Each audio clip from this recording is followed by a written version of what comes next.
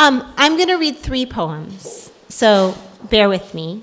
One of them is from a book that isn't published yet, and it isn't about actually looking at a portrait of a friend, but it's about somebody that I think about a lot in a strange way. The artist who painted this painting up here, that's a painting of her dear friend, but like a friend she hadn't seen in a long time, and she ended up painting it from a picture that showed up on Facebook. That intrigued me. Like, what does it mean to paint your friend? What does it mean to be intimate now? So I'm going to read a poem where I'm thinking about that. And this is true story. If you Google me, you'll find this other Tess Taylor.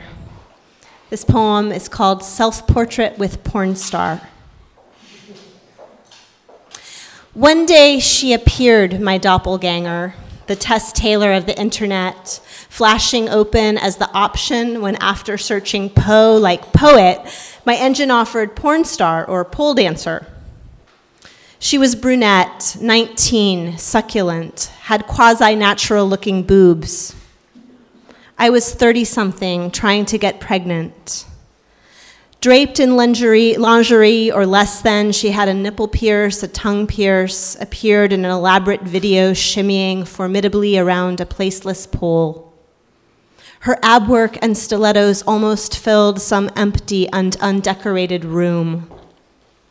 As weeks passed, I saw more of her, prone, supine, ass first, posing for television show and stint as E-Bunny. We mingled in the ether, her buck-naked apparition open to anyone who tried to search for any of my dry and boobless poems. Those years, my website got more traffic. Then came her opium addiction, larceny, stint in rehab, a video of the actually windowless place where she sucked hollowly on some foil-covered pipe. In my suburb, pregnant, heavy, I also searched her up less often. But I also felt a kind of tenderness for her, my other, my double, my twin. I still think of her out there working, ill, or getting well, living her mysterious life under the star Tess Taylor, our joined alliterative name. And the other day, above a tiny airport, teetering between 2 smallish cities, seeing darkening grids of farms, fence posts, each receding point of light, each light a place mark for a stranger, I felt myself offer Tess, whoever she is, a wish that she be safe, be found, whatever that is, in whichever flickering place she's calling home.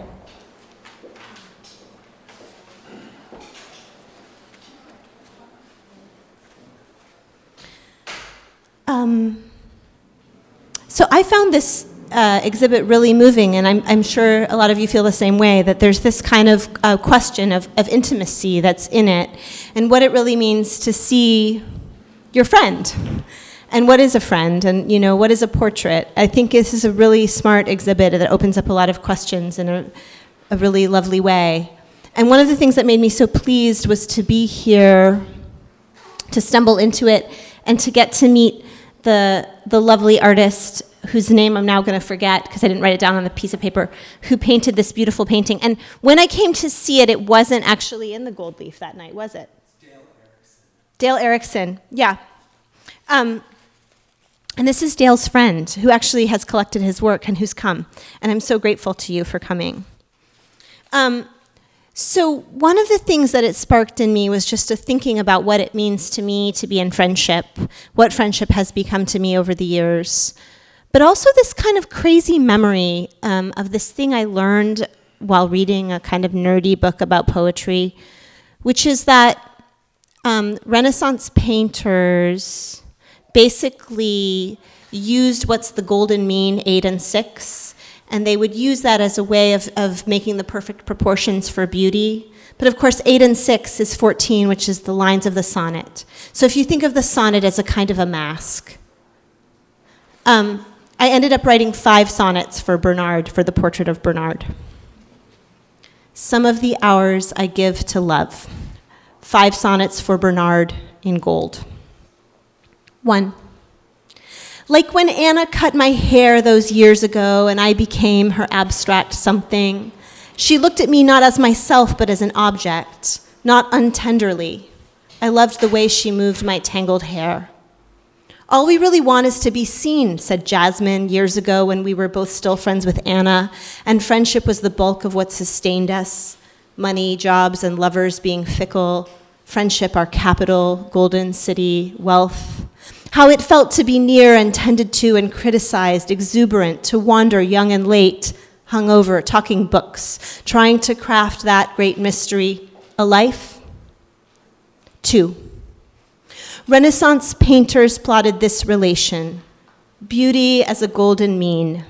8 units for the space above the nose, forehead, skull, eyes, mystery. 6 units for smile and jaw and secret mouth. The poets, also keeping time as symmetry, tuned the harp of speech, shaped the hungry, restless tongue, so that perhaps in ordered resonance the feeling of a meaning held, truth as artifice, how in the mask we distill the feeling of a person, how in pattern glimpse a flicker of the self. 3. Bernard has cabinetmaker's hands. My friend who framed my painting, he's my favorite critic. We have 20 years of talking. That light is the studio's north light, a rare bright day in early June. It's from a photo, 20 years ago. You can't stop a light like that from moving.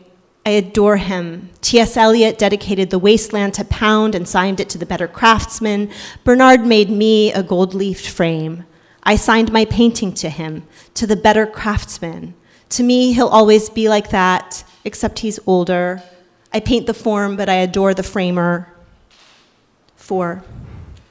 Caitlin on the porch last night, smoothing back a wrinkle on my forehead, me giving back the copy of the Tao Te Ching she gave me when we were both in love and in our 20s, me remembering Anna and Jasmine some rich day in June in the late 90s, summer reading at the beach house, reading Dostoevsky in bikinis. Black flies bit us, we drank rum, authoring ourselves from scraps, probably T.S. Eliot, the Tao Te Ching. We were so ambitious to be unambitious. In a blaze of green, I wrote, the sonnet is a mask, posed naked and was sketched and freckled, burning. 5. The hour will pass, the crow's feet deepen, the treasured ear will hear far less. The broad plains of the rich chest weaken. Time that takes away our light, give me just the space to capture my flickering tenderness. Warm mouth in round repose, almond glow beneath the eye, high egg dome of the mortal skull. Stacked canvases wait in the darkening closet. Already the shadow of the bridge slips and stretches across the wall. May some of the hours I gave to love outlast the frame that outlasts us all.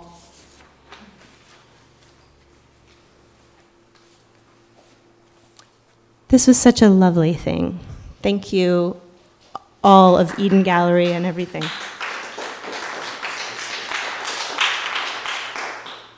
I just want to read one more poem for the light in June, which is kind of what I was getting at in this painting, this slippery, beautiful light that we're in here now. It's from my new book, Workin' Days, which is a different kind of ekphrastic. An ekphrastic is a poem about art, and this is an entire book about the art of farming. But this poem is just about solstice, this kind of June light. Solstice, lake. Once again today, our patron star, whose ancient vista is the long view, turns, full brightness now and here. We loll outdoors, sing, make fire. We have no henge here, but after our swim linger by the pond. Dapples flicker on the pine trunks by the water. Buzz and hum and wing and song combine. Light is monument to its own passing. Frogs content themselves in bullish chirps. Hoop skirt blossoms on thimbleberries fall. Peeper toads hop, lazy. Apex, the throaty world sings ripen. The grove slips past the sun's long kiss. We dress. We head home in other starlight. Our earthly time is sweetening from this. Thank you so much.